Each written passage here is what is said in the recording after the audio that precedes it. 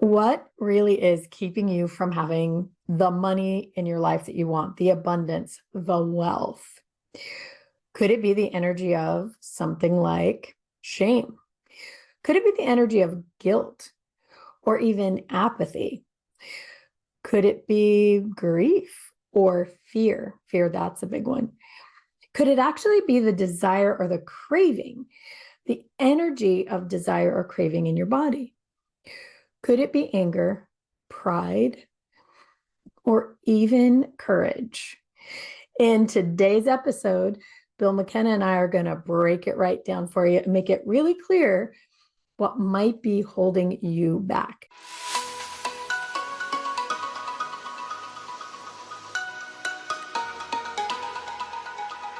Hi, I'm Liz Larson. And I'm Bill McKenna. We're the hosts of the New Life Perspectives radio show. We're also the creators of the Cogno Movement System, where we help you rewire your nervous system so you can rewire your reality. Join us each week for great conversations, amazing guests, and cutting-edge information on health, consciousness, and the keys to transformation.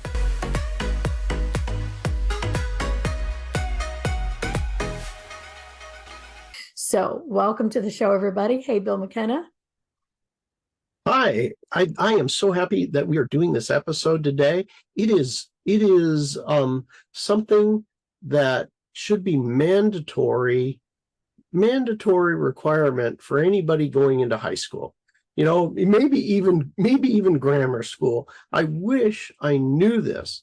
My life would have gone so much better if I just knew what we're going to talk about today. These things that destroy us financially are the hidden emotions that we don't really even acknowledge, or we simply suppress it. Maybe we are acknowledging it and fully what I would call embracing our shame. You know, I'm a bad person or whatever. Or our grief, you know, I don't deserve. But these emotions and these feelings we have, sometimes they're not even ours. They're from our parents or our ancestors, or could be just witnessing something in our lives, a tragedy. And that sets up a cycle where we are basically in a boom bust cycle, or feeling like there's a glass ceiling. Yeah. And you know, as a race, we can't get above it. There's a glass ceiling there for our race, and there's no way out. Yeah. Or many other things. But today's topics are immense value. Yeah, we are going to bust this thing, break it down for you. So I'm going to give you instructions for how to listen to this episode.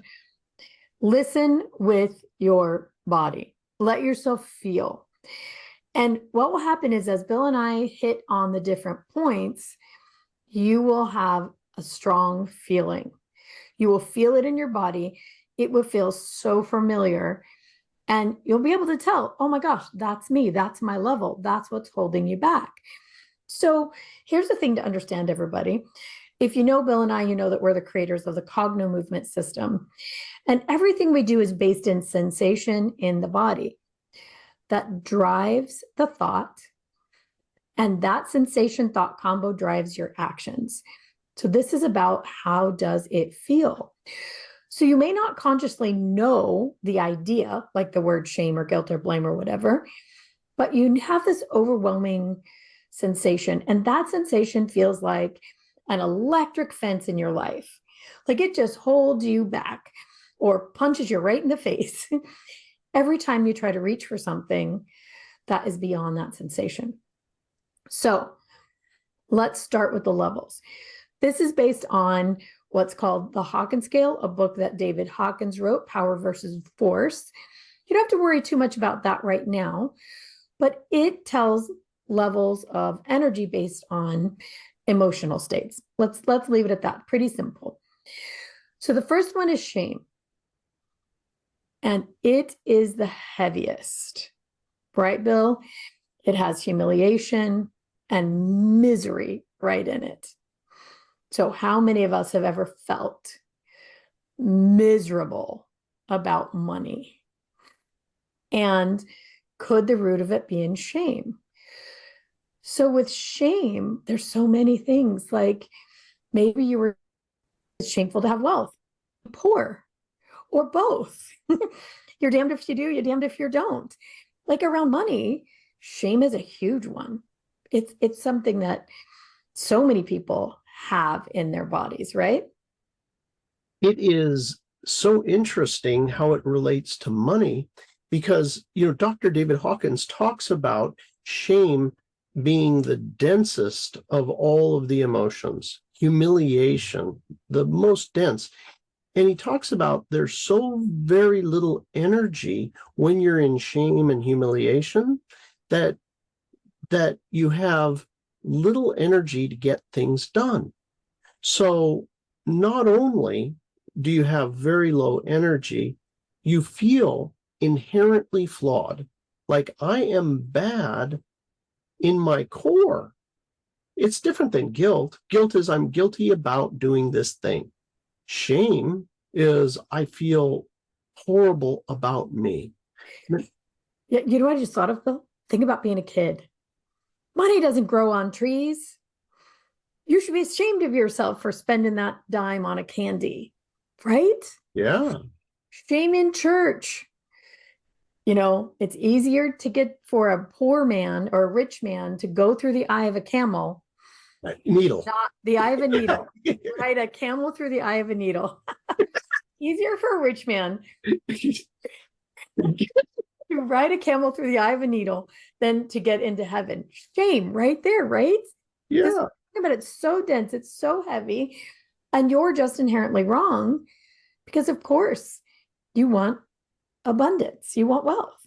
Yeah. That's inherent too. Yeah. And that shame is basically the limiter. You don't even know it, but why don't I have money like they have money? Mm-hmm. Why can't I get what I want? It's impossible. It's impossible for me. And the thing is that all of it is just based in a feeling. Yeah. It's Yeah. a feeling. And sometimes we don't even know, why we have the feeling. I can't point to a particular event. It's just the way I feel. I don't like the color of my skin. I don't like, my teeth. I don't like the way my hair is. My face is a little funny. You just don't feel like very good about you. It's even worse than not that. It's ashamed. Yeah. Well, embarrassed. I Mhm. think people can relate to that word.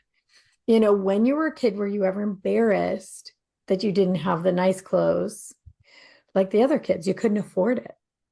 Yeah. Were you ever embarrassed to bring somebody home to your house because they would see what your family's class level was based on money?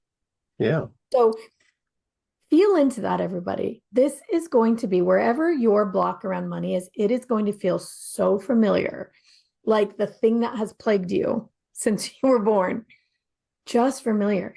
And it might have that same sensation of embarrassment, like the tightening in the gut, maybe, shortness of breath, tightening in throat, but it could be things like your hands go numb or your low back hurts. So related with money and shame, you might have low back pain. This is very common, right? Low back pain, or even hip problems, that coccyx hip level area, root chakra stuff, could be even female problems or male problems, all of that's down in there. And it feels like being humiliated. If Yeah. this is running your system, it's the driver for you around money, drives you forward, but it's also going to be your electric fence. So heavy, heavy energy. And of course, it feels like you can't get out of the way. Yeah, you just can't get out of the way. And this thing has real life ramifications. And we know this actually in our experience. A little story for you. There is a woman I worked with several years ago in a different country. I don't want to give this away, so I need to keep her anonymous. But she was in another country, and basically it not only had a house, but actually had some prime property that was very valuable, commercial property that was for sale for 10 years. Everything around it would be bought and sold, but this particular prime piece of property would not sell. No one made any offers for, get this, 10 years, 10 solid years. And anyway, this person hadn't realized it, but there were things in her childhood that she felt very ashamed of. And it was kind of a low-level feeling in her body. This feeling that she had about the events of her childhood ended up, when we were doing the session, we cleared her shame, so that through cognitive movement, we cleared out her shame. And get this, within 3 days, the property had a full price offer. It sold. Someone else had offered to wanted to lease a guest house on her other property. And there was a third thing that Liz had reminded me about, where there was a lease, somebody wanting to use her pasture land and pay her. And so it was like a trifecta that happened literally within 3 days of it being cleared. And this story, by the way, you can change names and circumstances, but the exact same thing happens. Within a short period of time, everything turns around.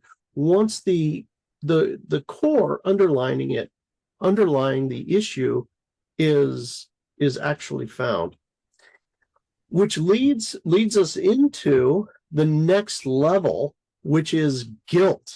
Now, guilt and blame, this is the next level up from shame and humiliation. This has to do, guilt is associated with events of life. I did the wrong thing.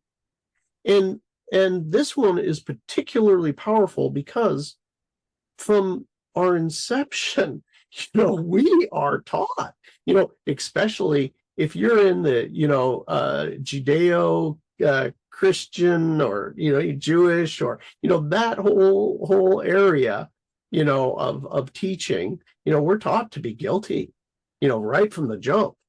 And if you go to church, welcome sinners, you're not worthy. Say, I'm not worthy. I'm not worthy.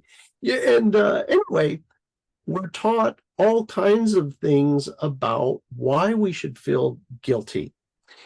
And we have a lot of rules, lots and lots of rules, so that you can break them and then feel real guilty about that.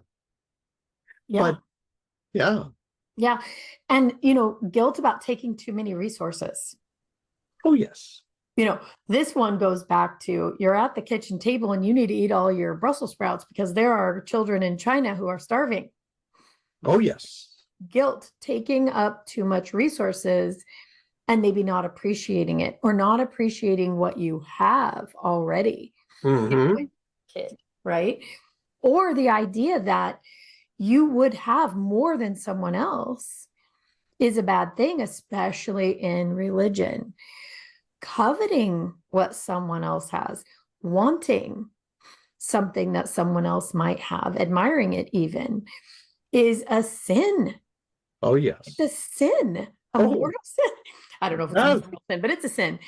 So guilt is so deeply, like you said, Bill, woven into our lives. And then that the emotion of that is also often blame. You're going to blame someone else for the reason that you don't have what you need or what you want. And so this one is very insidious. And a lot of times a person has no idea that they even have guilt about finances. But nice people have this one about having too much, and that would be taking from someone else. So lack mentality is a big one in guilt, especially about money and resources and taking up space on the planet. Or guilty about a loss. You took a risk and it didn't work out. Yeah. And now you're guilty. You're the reason we're suffering. I'm the reason I'm suffering. I feel guilty about making a bad decision. Yeah. You know, this guilt, you would think, gosh, well, I can understand that the reason that I don't have money or whatever is because maybe I feel guilty about having too much, or guilty about some other aspect of money and wealth, or that I'm guilty because if I take it, you know, providing something and taking money for it, you're self-centered, guilty. So these distorted views will impact if we can keep our money, or we can actually even accept money. It goes way beyond this. And this story was an amazing tragedy. There was another woman that I worked with who was assaulted 3 separate times by 3 separate men, all ending up in a pregnancy and her going through terminating the pregnancies. 3 separate men, 3 separate times. And when I had asked her, do you have any guilt? You have any guilt? And this is prior to the discovery of this fact. She was like, no, I have no guilt in my life. I don't believe in guilt. We went and did the session, and you know, there's a way that we can tell through the eyes when they're in a certain position that's, you know, there's something here, there's a significant event. Well, we found that area, and it was all of a sudden, oh my God, flood of tears came, the realization of, oh my God, I have so much guilt. I had completely suppressed this. See, she had suppressed it. It turned out it was actually in her 2 front teeth, oddly enough. And she had discovered this, and it was such an emotional situation. Having gone through this, we processed this horrific thing that she had been through. And get this particular person was in the entertainment industry and ended up really wanted kind of a global stage, if you will. And within 24 hours, for 15 years, there was nothing. And then 24 hours, it was like the global stage opened up and the opportunity to be everywhere happened like that. But I say this because it's tied into money. It's tied into her life. It's tied into you know, something that was suppressed. You don't even know. You think it's not what you think, I guess, is what I'm trying to say. The hidden thing. It was the hidden thing that was stopping her financial flow, but her success as well. All right, so we've come up against our first break. Let's hear from our good sponsors at the UK Health Radio Network, and we'll be right back.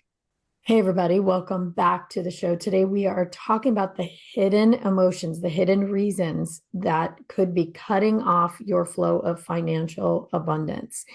So, if you guys are loving this content that we're talking about today, and you've already discovered your root block, if it's guilt or shame, Bill and I are the hosts of an event called Cogno Conscious, where we go through and clear every one of these levels live in person in sunny San Diego, September 8th through 12th, 2025. It is a 5-day event. It is the hardest thing you'll ever do in your life and the most fun, and you emerge a brand new person. So we were talking about a person who, it was something completely unrelated to money that was her block financially. Very interesting. And it often happens this way. So let's move up. We're moving up the scale, strangely, but it doesn't really feel like it necessarily, to apathy. Apathy is that thing of it's hopeless and there's no use. You know, it's the process is abdication. And I always think of the king abdicating the throne. You just walk away. You just want to. I also call this level the level of laying in the middle of the road. You know, there's just no point. And despair is really the sensation, the feeling of no use. And this is a funny one because before Cogno Conscious, every year, we actually do our own process work ourselves through the scale, and we're doing that this year. And I was at the level of apathy. And I was thinking about, well, gosh, I don't have apathy. Where would I find that? You know, thinking about the emotion of it and realizing I equated it to bad luck. Oh, there's that bad luck, right? Oh, there goes my luck. And realized that I had experienced it through my life in things that I wanted that didn't turn out so well, right? Oh yeah, there's that bad luck, that it's just with me. And it was almost like a being that hung around with me, blocking my way, in the way, always in the way. And sometimes I'd outsmart it and get around it. And other times I just didn't. It won that time. What a weird thought. But that was how my body experienced apathy. It's hopeless because, yep, there's that thing right in my way. Isn't that an interesting? That is, it's so amazing, that you just don't even think about these things, but yet there it is. You can imagine as it's running in the background. Yeah, I got a dark, Linus, there's that dark cloud, or Eeyore. Yeah. Nobody like nobody. Yeah. It's like that. And if you think about this, like Bill and I, our team, we do this work all the time. We've done this before. So to find that piece hidden, that was interesting. And that's the point. These things are things our nervous system wants to hide from us because they think that there's a chance they could kill us. Oh, yeah. It's about safety. It's about security. So the nervous system will create a driver, like, don't get out of your lane too far. Let's rein you back in. Because if you get too far outside, we don't know what's going to happen. That could be deadly. So it sets up a way to either drive you forward or hold you back. And it's always through sensation. So I kind of know in the past, going into something, whether or not my bad luck wall blockade is likely going to show up in that thing. Like I know in advance now that I'm thinking about it. Wow. Probably not going to work out, Oh, wow. I have this bad luck thing, right? Oh, wow. So that thing has to be cleared right out of there.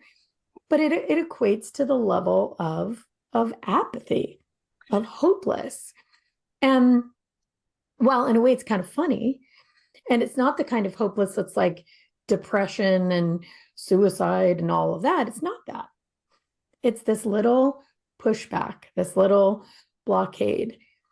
So sometimes it's not so huge when you find it. It's not even so serious, but it can definitely hold you back.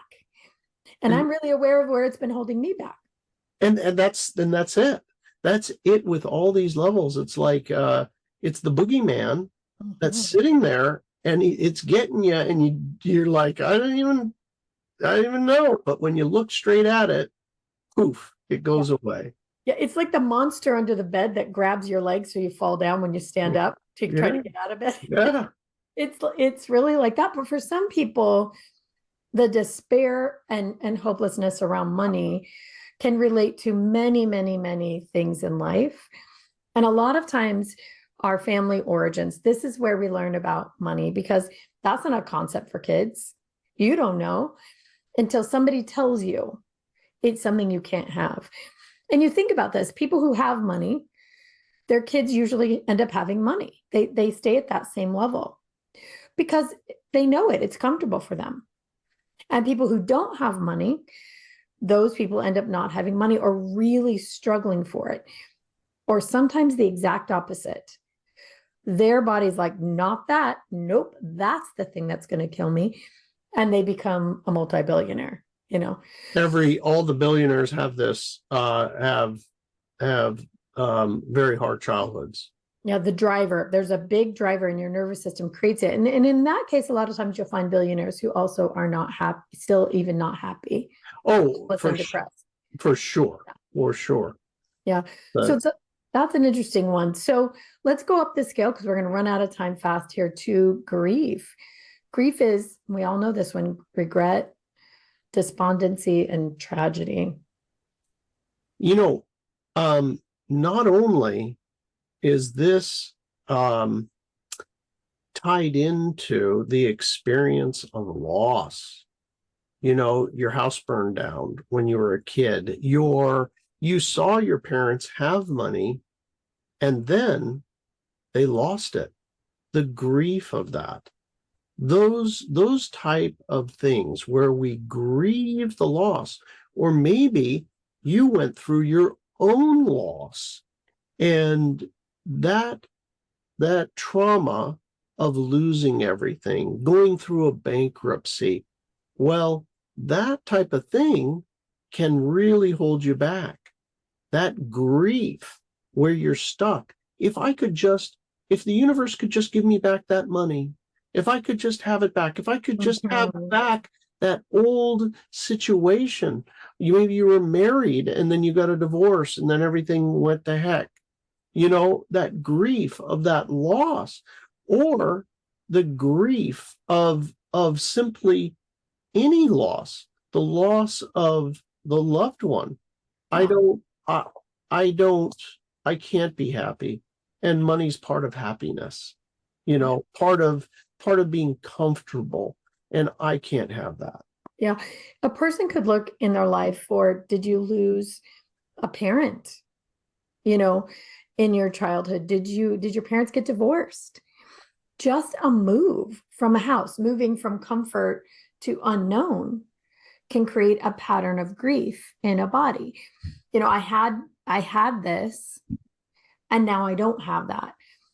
Losing a best friend, moving away from a best friend, a fight with a best friend that you lost. Like, for a kid, that feels like abundance, because money doesn't mean much, you know, till a certain age, till you know about it. But other things feel like abundance to you.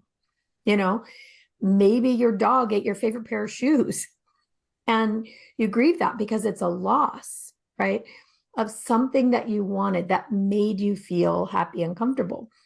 So grief can be many, many things, but its signature is this weight or feeling in the body of deep regret or loss, or the overwhelming feeling that there's going to be a tragedy. Yeah. So that ties in with fear, but also tragedy follows you around when you're in grief all the time. All the time. And that tragedy can look like another financial loss. Yeah. And, you know, I love the way you put it, Liz. The opposite of abundance. Yeah. Loss. Yeah. What did you lose, and how does that feel, and how familiar is that? Is going to be your signature of if grief is the thing that is holding you back, it's going to be the most familiar physical sensation in your life. Grief will be that kind of weight and heaviness. And right before our break, I just want to explain to you guys that how does this relate into having money? Like, how did the person who cleared the things out all of a sudden get a big wave of money or success? Well, what it is that our bodies literally project our feeling onto the world. And that feeling just finds its match. We can't see anything else. We can't have the experience of anything else because that is the predominant signal that is being sent out. So we'll talk about this more right after we hear from our good sponsors, and we'll be right back.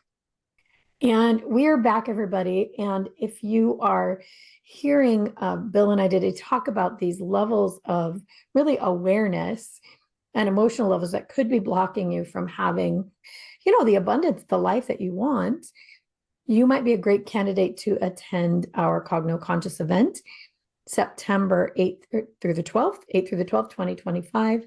It is a 5-day event where we use our signature process, Cogno Movement, to clear your nervous system of these heavy, heavy emotions, these heavy drivers that are sending the signal that we talked about before the break into your reality and just finding their match, just creating that reality.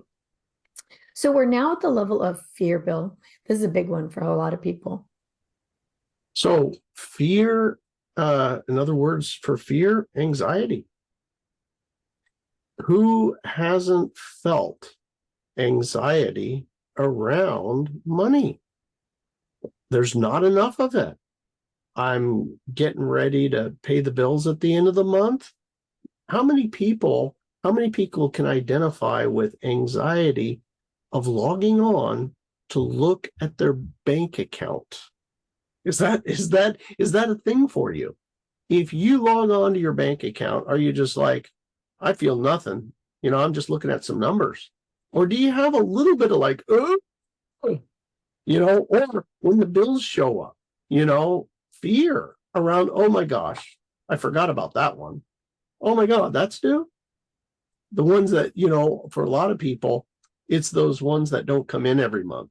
The insurance, once a year, the property tax comes, or a mystery, out of the blue, the car broke, whatever it might be. But fear, again, if you ever, thought about a time of abundance in your life, and feeling great, there's an absence of fear. Which came first, the chicken or the egg? Was it that experience of feeling abundant and great and that sort of thing that is very much in line with what the universe is? The universe is abundant. The universe is creative. The universe has a great feeling of support. And in fear, we don't feel supported. We don't feel abundant. So this is very much attracts, when we're in fear, it will attract limitation in all kinds of ways. And this is really neurological. Literally, when you're in fear, your brain shuts down where you can only think of a limited possibilities. And when you literally are in the other state, all kinds of things pop for you. Yeah, we could do it this way. We could do it that way. How about this? How about that? And things show up. So this is a really important level to clear. Yeah, I have a great story about this. So at this event that we're talking about, the Cogno Conscious event, we had a gal who came in. She was another one that had a business that needed to be sold, that she really wanted to sell. But she had a lot of fear around the adjoining property and a relative who owned that property. Now, she didn't realize that consciously, but she really feared this relative, feared this relative in her whole life. She feared the relative not wanting the best for her. So this happened during one of these sessions, the level of fear at the Cogno-Conscious event. And boy, this was a big session, but it lasted about 5 minutes. That's it. Where she was sweating and crying and certain that this person actually might want her dead, this relative that had the adjoining property to this business. Now, you can feel that set up in your mind already. You know that ain't good, right? So why would your body hold you back from selling something or doing something you want to do if someone wants you dead? Well, because you want to stay alive, right? So all of a sudden, this thing cleared, and she really became aware that the relative actually really loved her, really admired her, and that she might actually be their favorite, that it was never really the way she thought it was. And during that session, and this is no joke and no exaggeration, she got a full price offer on her business. The first one in years. I recall it was somewhere in the 10 to $20 million range. Yeah, it was a big business. I don't remember the numbers, but it was a big business, and she'd had offers, but they were terrible. Now, it did take about a year for everything to go through, as it does in those kind of businesses. But from that point, the sale was on and it completed, and she sold the property, and everything was fine with the relative. So consider that. How do you move that kind of a roadblock in 5 minutes? And the thing was, that was her reality. It's her reality. That fear was a lifetime of fear. And true for her. True for her, right? Absolutely, positively true for her. And then within 24 hours, done, gone. And the offer actually, it was very funny because I still remember the phone call coming in and the offer. The offer was while we were doing that session, the offer had come into the I thought it was by the next day. No. That one was in the session. She opened her on the break, she opened her email, and there was the offer. Like, you seeing her face, I can still remember it. I mean, she was blown away. I do remember that. It was her giant resistance, and for good reason. She thought, it might kill her. Kind of not really consciously, but in the back of her mind, that was the fear. So these things, again, hidden, not top of mind, not known, hidden. And sometimes we do have real fear about money because we've experienced loss or tragedy or all the things below that, grief, apathy, guilt, shame, they're all in there. And we experienced fear in our family, having lost money or lost a business or lost. So let's move on to desire. This one, remember Tia's story about a craving set around money? I'm going to have you tell that story, but I just want to, I'll frame this one out. I create the framework for it. Desire, you might think, well, no, that's really positive. You want things, you desire things, desire creates creativity, but this is the level really of when it turns into a craving, an addiction, or an enslavement. So do you feel enslaved to that, whatever that is? And that type of feeling, everybody knows this, you've experienced whatever that is. But if you're enslaved to the job, and there's that whole thing of I have to keep this because I have the mortgage, and all those things that us humans go through. But this level where it creates a lot of suffering, inevitably I want it, I'm craving it, I desire it, and I'm not getting it. It creates a tremendous amount of resistance. But tell us about what happened with Tia. Well, we have this intrepid practitioner. Our practitioners are the most amazing people on the planet. And they really just are so brave. And she was having a struggle around money. And she decided to do what's called a cravings set around money.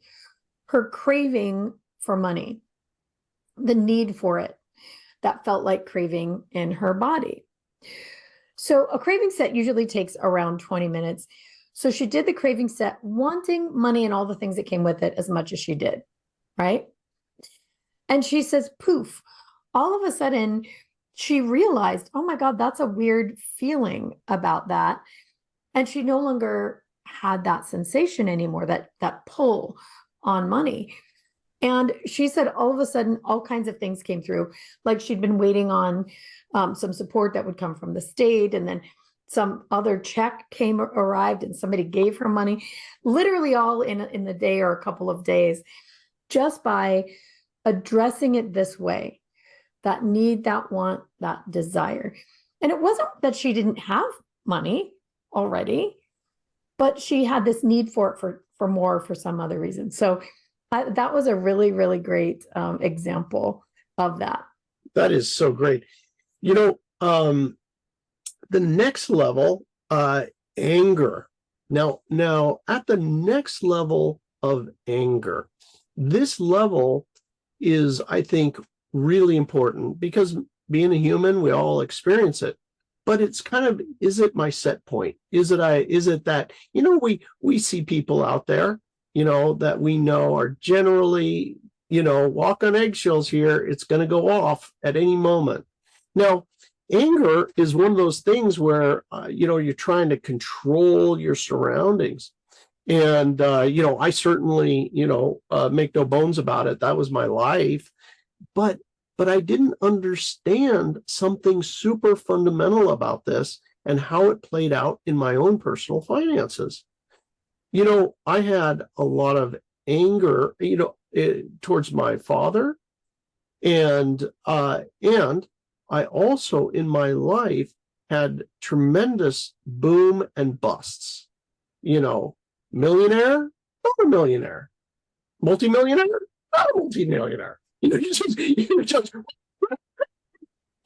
and also many, many other things, not just finances, but my point of this is that our anger is a lot of energy. It can create energy to get stuff done, and also to back people off, that sort of thing. That's the kind of the upside of it. But there's also many, many downsides to this, especially if you're somebody who has anger towards one of your parents. And why is this? Well, as it turns out, their DNA is inside you. That literally, the mother's DNA lodges inside your liver. Actually, her DNA is inside you. And that's why there's this whole thing with a mother's intuition. She knows what's going on. Her DNA is an antenna. It's inside of you. So, of course, they know. But it goes way beyond that. You are part male, female, the two energies inside of you. If I'm rejecting mom or dad, I can by force, create success, but you have very, very high odds of things collapsing. Now, the way out is to be able to process all of that, and get yourself to a different place with it, where you're no longer experiencing it. And with it, too, things will level out where it should be. It's creating the foundation. Yeah. And that is true. You have to look at your DNA that comes from your ancestry as a program, just like a computer program. But what most people don't realize is it can be reprogrammed. If we use the neurological system like we do in Cogno Movement, we can reprogram the DNA. We can reprogram the action that it has on how the mind and body interact with themselves and the action that you create in the outer world. These programs that run in the body, that's what they do. They create the action and reaction of how you live in this world. It's what you see. It's how you think. It's how you feel. It's what you do consciously and unconsciously on a daily basis. So what Bill and I have done is we've created a way to reprogram that whole system by using the body's own natural responses.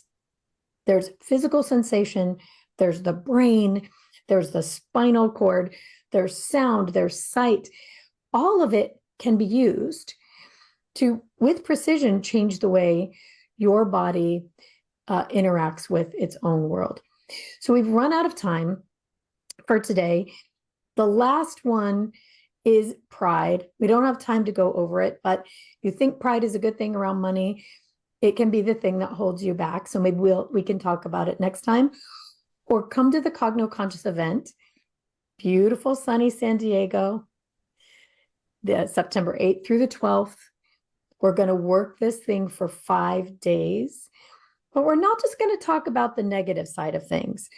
We're going to move into neutrality and willingness and acceptance and reason and love and joy and peace and even enlightenment around this topic of money and many others. So we want to reach out and invite you to join us and finally make this change so that your interaction with the world is one that you choose and not from old programming.